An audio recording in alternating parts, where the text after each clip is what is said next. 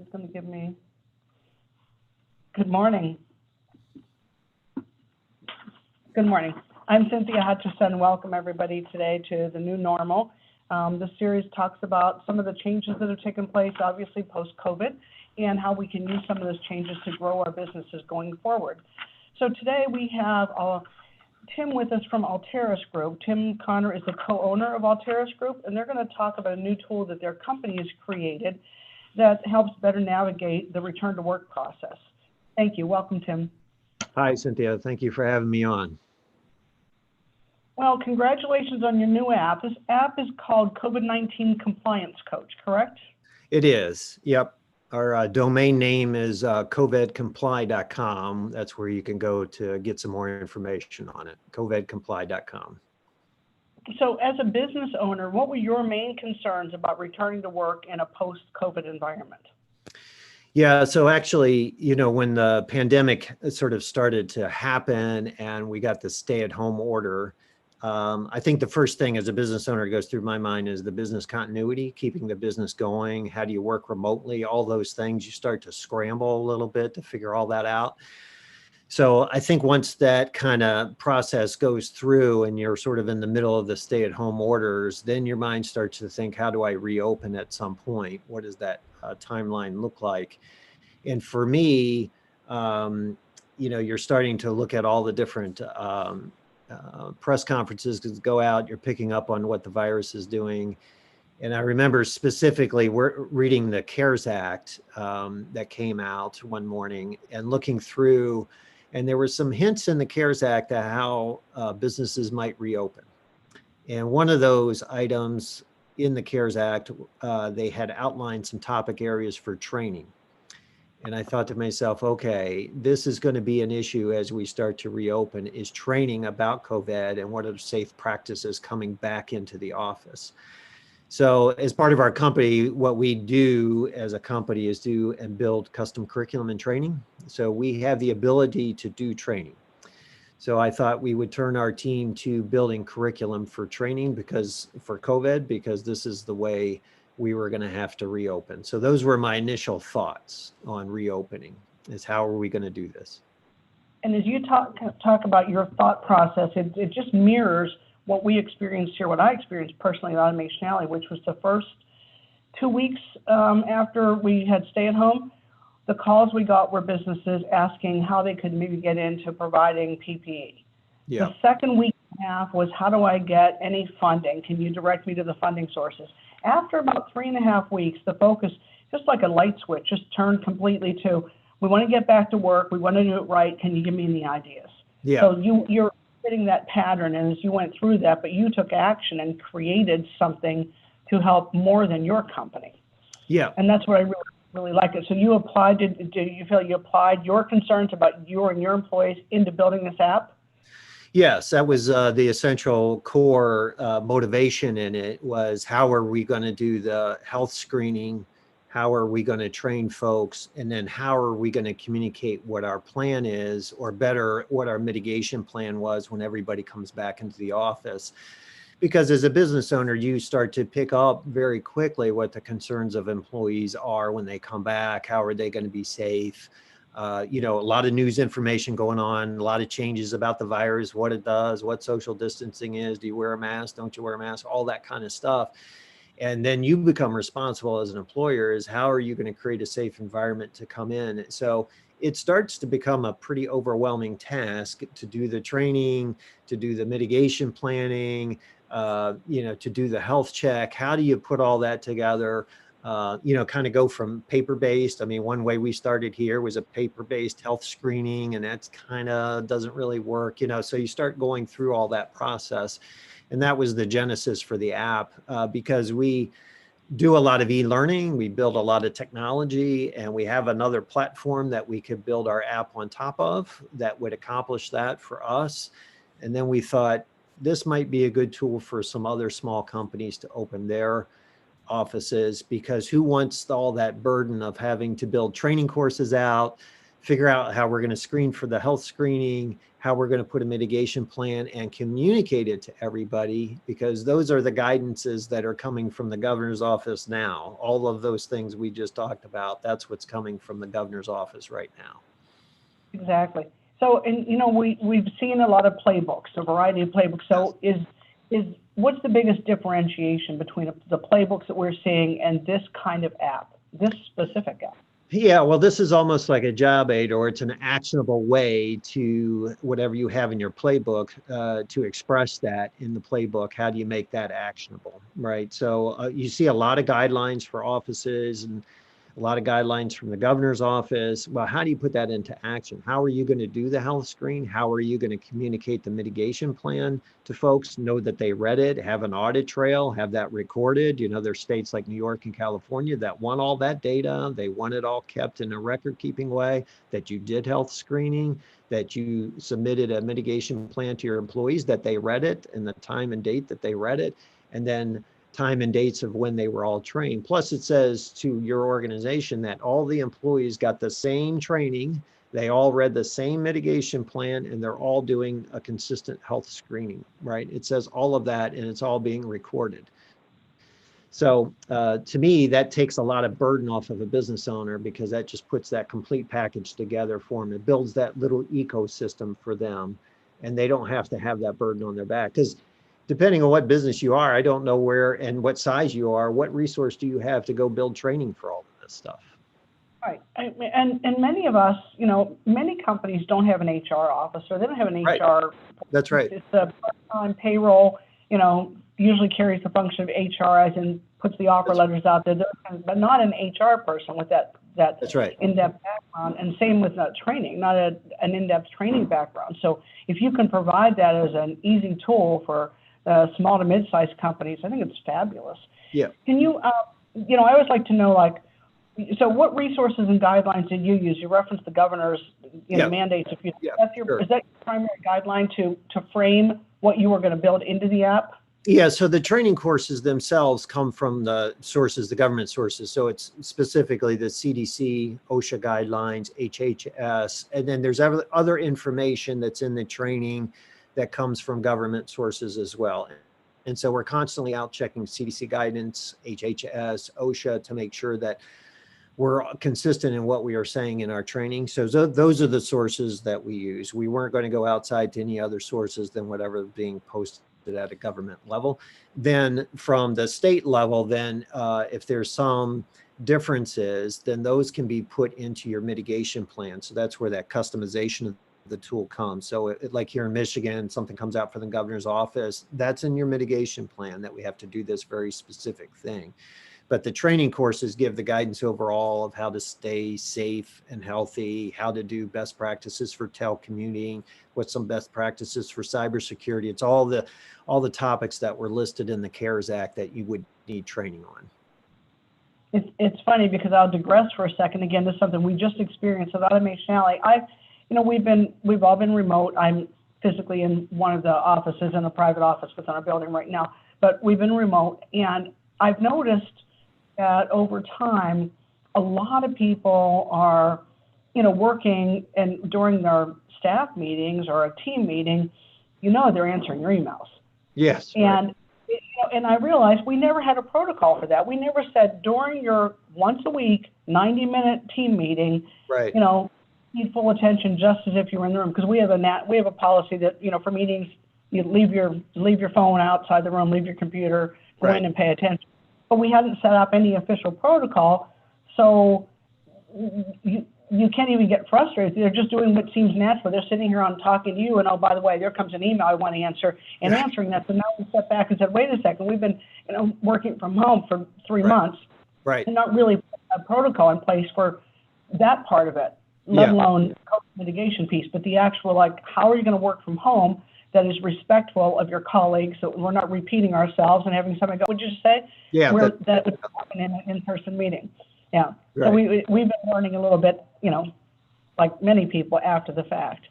Right. Now, I was going to ask you, I always like to walk through things. So I know you do health screening, risk response planning, employee training, reporting. Can you walk me? This appointed person, this COVID person that's monitoring things. So let's say, for example, it is the HR person. They have an admin portal, right, that they go to, and then they see a team roster, if you will, a list of all your employees, and it gives them the information on the health screening, whether they've completed their courses or not, and whether they've read the mitigation plan. So right away, if you come in the morning and you're an HR person, you would boot up your portal. You could see if anybody's reported with a health thing. You also get pinged by an email that says somebody reported a health issue. So that's kind of your primary thing. The system also has alerts. So if something has come out from the governor's office that was alert the night before, or you could send it out that night, so you can send out an instant notification or an alert. And then if there's something that's changed with the mitigation plans, or something has changed in your county, then you can go to a high or a low or a medium mitigation level, depending on how you built your plan. So that's what the HR person would be doing, and monitoring what's going on at the state level, at the county level, and then making sure the mitigation plan is matched what those orders are. And then if there's alerts that you need to send out, and then I'm checking to make sure that everybody's completed their training and completed their health screening for the morning. So it's this whole dashboard that's going on for the HR person. As an employee, the app itself is fairly simple, but I'm taking my courses. I can do it on a phone or a computer. I can take all the courses. I can quickly do my health screening from my phone or computer, and I can check and see if there's any alerts. That's kind of what you do from the app side. So it becomes a very convenient thing. And then there's email reminders coming in that you need to do your health check from the last time. It comes 24 hours after the last time you did your health check. So it's a easy to use system for anybody, whether you're on the HR side or whether you're on the employee side. So, you know, if I'm an employee on that, how extensive is the assignments, the interactive training? What does that really look like? Yeah, so it's if you have 6 courses, each course takes about 6 minutes to do, and you get a little quiz at the end that we're requiring that you get 100%. So it's 5 questions. It's a pretty easy quiz. So you could roughly about 35 minutes go through all of the courses, and then you have one that's not a course, but it's you have to read the mitigation plan and then check that you've read it, and that gets time stamped. And then if something changes in the mitigation plan, that gets recycled, and you have to read it again and sign that you read it, and then it gets time stamped. Interesting. So the employees at that point have agreed that they understand and they feel empowered and knowledgeable about what they're supposed to do? Yeah, that's right. Yeah, and that gets you have, as an HR portal admin owner, you get download those records that those folks have done that. So you can do that as often as you want. Go in and download a CSV file, put it in Excel, and then you have the data. Interesting. And this is really very, very interesting to me. So what kind of business, who does this work for? You know, did you have a certain type of business in mind when you developed it, your own? Yeah. Well, we looked at it as a category of small businesses, somebody that might have 1 employee up to 500 employees. So it was that range, because as you mentioned, as you get into bigger companies, they have huge HR resources and platforms to do training. They have all of that, right? So we really built that for small companies, and it's going across industries, everything from light manufacturing to a doctor's office to, obviously here in Michigan, we're in the automotive circle. So we've got some dealer groups that are coming on board. So we're finding it's very good for dealerships to be able to use the app. So it's crazy to watch all the different people that have come in from different industries, but you know, the common factor is you have to have your employees safe when they come in, and most states, the governor's offices are requiring this information, and so you're going to have to do that no matter if you're, you know, a dental office or an office like ours, sort of, or a law office. I mean, you're going to have to do all of that.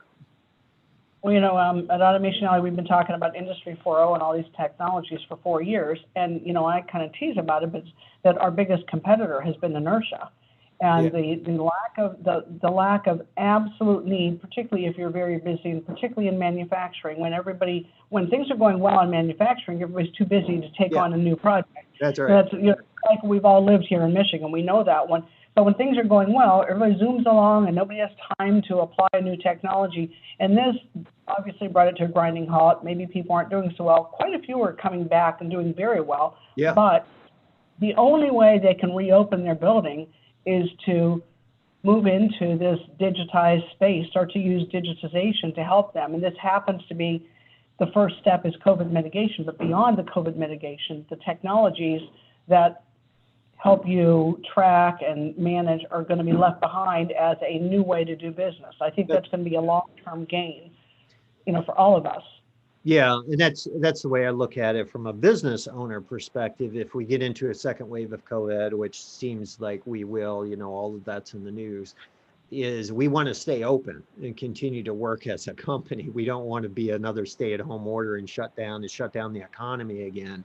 So to your point, what are these different tools that can help businesses keep open? And I guess, from my perspective, whatever I can add to that small business community to help keep businesses open, and the technology that we have, on the platform that we built years ago, this would be a way to do that, because I want to stay open too. I want to keep my company moving forward.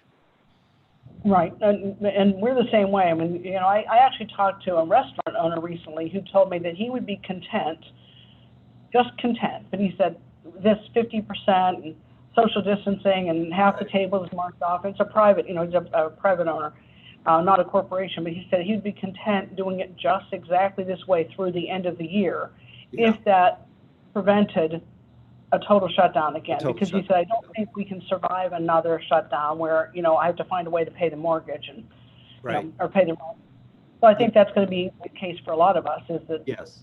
Yeah. And then, in the case with the restaurant, then you're going to want to signify to customers that are coming in that you have a plan, you're doing these things, and that's one thing we included in the app, is just a little sticker or logo that you can put on the front door or in your window of your restaurant that says, hey, we've got a compliance tool here. So as a consumer, I'm coming in and saying, hey, I'm going to go in and have a steak and, enjoy a meal with some friends, but what is this owner doing in this restaurant to make sure that I'm sort of safe? What are his protocols? And so you've got something that he's compliant to something, right?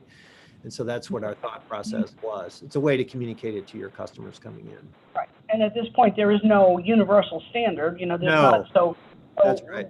Some messaging that says we're paying attention, we're following the governor of the CDC guidelines, and we're doing the very best. Absolutely. Interesting. So now back to the practical things. Compatible with iPhones, Androids, there's no. Yeah, so we built it in a couple different ways. It's a web app, so you can take it on your computer, on your phone, and when you look at it on your iPhone or your Android, it looks just like a regular app. We have been approved through Apple Store, so we're going to publish an iOS version if you want to use a native app, as they call it. We're still working through it with Google, but it doesn't really matter that much, because the web app to me, is just as the same as using a native app. But the benefit there is, some companies, some of their employees just don't have smartphones, and they can go to a computer and they can take the courses and do their health check if they have a little tablet or a computer or something like that. So it gives you all the flexibility in case your employees don't necessarily have a smartphone or have access to one. So I don't know if you know this about me. I always ask people pricing, because I think it's important. Yes, again, absolutely. We talk with all kinds of businesses, and I've actually watched people. I can see small business owners almost glaze over when something sounds so wonderful, because they're thinking, I probably can't afford it. So I'm always pleasantly surprised that things are affordable. So I haven't talked to you about this yet, but what's a price range? And I use a 30-person company. Yeah. What would a cost be? I'm not holding it, just a general. So I'm glad you asked that. So a 30-person company, it would be $500 for the year. And in that first year, we have a small setup fee of $250, because we wanted to make sure this was affordable. So it roughly works out to about $1 a person per month. So once you get over that, we did it in blocks. So if you have one employee to 50, it's $500 for an annual fee. If you start going up over 50 employees, it's about $1 a month an employee. So it becomes very affordable. And you find out where most small companies, maybe 100, 150 employees, are in that range. because we didn't want to make the pricing a burden for anybody. We want to be able to keep them moving and keep their companies open. So we felt like you need to make it affordable, but we need some money to keep the maintenance and keep the courses updated and do all of that stuff. And all of us want to keep each other in business. I mean, Yeah, that's really that's the mission of Automation Alley, is help businesses stay in business. So that's this right. is one of the reasons we're doing this series, is to find ways that we can do it. Yeah. Okay, so has it launched yet? Did it just launch? Yeah, so we're doing what we would call a soft launch beta. So we've got about 10 companies that are out there using it right now, and we're getting ready. The middle of next week, we're going to start to sort of blast out a little bit more in our volume of here we are. So we're going to do a little bit of advertising and get that momentum going. But we wanted to get a group of companies together that were on the platform and using it, just to make sure, we're listening if there's any tweaks that we needed to make from them. So we've been going through that process, and it's been good so far. And we've gotten some good tips from people that are using it, and we've made little tweaks here and there. But we're up and rolling and trying to get everybody else open, as it seems like this is the right time. This 1st of July timeframe is when a lot of companies are starting to reopen. And the governor's office, their guidances have just come out, maybe 10 days ago. I think the Playbook for Michigan came out. So, everybody's starting to engage and think, okay, how do I put a plan together? They're going to want an audit trail. They're going to want records. How do I do all of that? That's all starting to get into the mindset of owners right now at this time frame. So we're excited to be here to help people with the app. And the validation piece is significant, because a lot of people, I think, are doing very safe things, but without documentation, that's right, vulnerable. Yeah, that's for sure. So as a business owner, what is your best piece of advice for anybody going through this right now? And which is everybody. I look at it in two ways. Is obviously I'm always concerned about the employees and how they feel. I'm doing surveys, how they feel, coming back out of their home, their stay at home, back into the office. So we're doing some surveys to make sure people are feeling good about that. And then some of those that are here in the office, how do they feel about our protocols and what we've done? Because you want that safe environment, or else you're either going to lose employees or you're not going to be able to keep going forward. So that's one thing I'm doing, is just checking the pulse of everybody and our protocols. And if I need to manage my mitigation plan differently, it's an ongoing conversation that I'm having and I'm using our HR person to do that.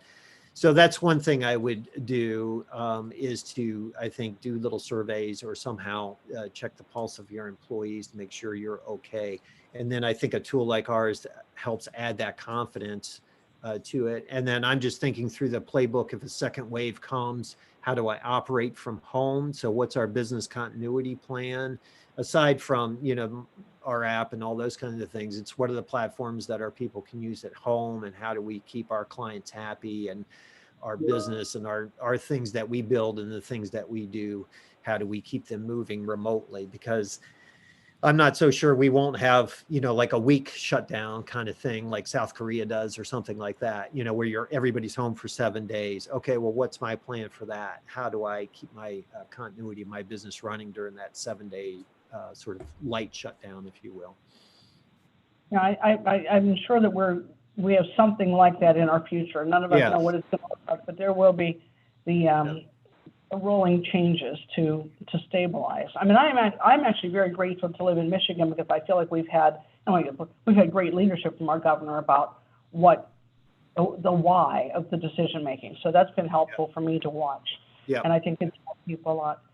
It's funny you talk about the comfort, and I guess it is really good to start with the employee. I know within our organization, we've got some people who aren't comfortable, don't really have the desire to come into a physical office, because they've gotten very comfortable at home and they're really cautious. So I think this tool gives them a chance to, number one, know that they're being heard, and maybe that's number two. Number one is know that there's an effort, a very strategic effort by the organization to protect them while keeping the business open. So that's the message you're giving there. Yeah, and I think too, and this is just a little aside, not to get too deep, like that safety part, that health screening. You've got to be, because one of the companies that we were talking to about maybe going on to the app, they were thinking about doing like a temperature check when you come in, and those kinds of things. But you also have to be careful that you're not getting into some HIPAA regulations there too, because you're tying a temperature to somebody's specific name that gets very specific. So we've written our health screenings so it doesn't violate any HIPAA or personal health information, especially as we record that data into the database. So I just want to make that kind of clear, because as a business owner, you can get sidetracked if you're not trying to follow all of those things, and you think, oh, well, I'm going to do a health screening, I'm going to do a temperature check for everybody that comes in. Well, if you tie it to that person's name, then you're getting into personal health information of a specific temperature tied to that person. And then you've got some sort of record. Now you got personal health information, right? So you have to be careful when you're going through all of that stuff that you're not violating some of those things. And that's some of the precautions that we did when we were building our health screening survey. And it's interesting. We've talked with other companies who are doing things where they have measuring, but they've got a HIPAA compliance component. That's a much more involved process, I would think. That is, much more. Yeah. So, and particularly for the smaller companies that don't have a fully loaded HR department, it's also a management issue. It is, yeah. Nobody wants information that they don't know what to do with. Right. Nobody wants to be burdened with data that they wish they'd never heard, because you can't unhear it. That's right. Yeah. Yeah, so we're trying to make sure we're cautious of all of those things. But that was just one of my learnings through, talking, because somebody said, nope, I just want to check their temperature and I want it to be this. And it's like, no, time out. We're not doing that in our health screening, because that gets you into some HIPAA stuff that you don't want to be involved in. So yeah, it's funny as you say that. My mother just got her hair done, so she was really excited about that. Yeah. And 80s, and she told me she had to have her temperature taken to go in. So I don't know. I hadn't thought about what that means. Is that appropriate? Yeah, I think as a small business owner, you're not, especially like we've talked, and most don't have HR departments. They're not, you're not looking at all of those issues that could come back and be a problem later on too. So it's all things that we're learning as we go through it, because now as a small business owner, I've got all this health data, or how do I keep compliant? Because I don't deal with HIPAA and all that, but now we've taken a deep dive into that and gotten our guidance and do all of that. It's all things 3-4 months ago. That's not on my radar in any way, shape, or form. I'm glad that it got on your radar, Tim, because this is really exciting. So we've learned a little bit about Alteris, not too much about it, mostly about the coach tool. So this is the COVID-19 Compliance Coach. Yep. And if people want to know how to get it, I know your URL is different. What's the URL for it? Yeah, it's just covedcomply.com. So it's real easy to find us. And you can reach out to us at Automation Channel and we can connect you. Thank you very much for your time, Tim. Thanks for the innovation. I like it. All right. Sounds good.